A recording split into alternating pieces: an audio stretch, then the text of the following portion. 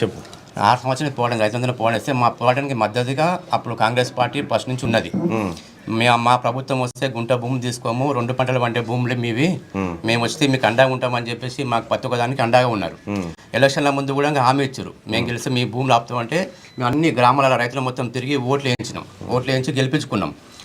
ప్రభుత్వం వచ్చినాక ఎమ్మెల్యే గారి దగ్గరికి వెళ్ళాం, అందరికి వెళ్ళి సార్ ఇట్లా మరి మీ ఈయన భూములు వదిలిపెడతా అని చెప్పారు కదా, ఆ భూములు ఇస్తే మేము బతకలేము, మాకు భూములే ఆధారము, మా దగ్గర పంటలు పండే భూములు అన్ని ఇప్పుడు హైదరాబాద్కి కూరగాయలు పండ్లు పోవచ్చు కదా మల్రెడ్డి రంగారెడ్డి గారింటికి వెళ్ళారు. 2-3 సార్లు వెళ్ళాం.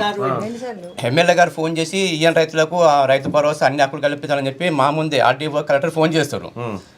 ఈయన మడ కూడా వాళ్ళు వింటలేరు.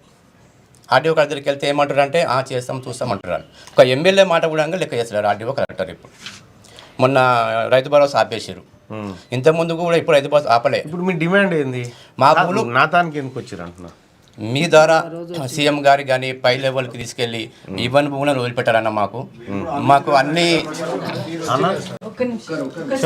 మాకు కొత్త డిమాండ్స్ ఏం లేవు. వచ్చినా బాయ్ సాబ్ వచ్చినా, నేనే కూడా చెప్పిన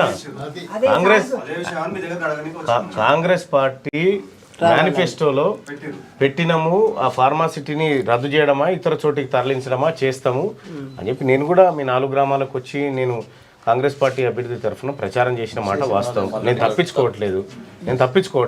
నేను చేసింది ఆ రోజు కాంగ్రెస్ పార్టీ ఇచ్చిన హామీ.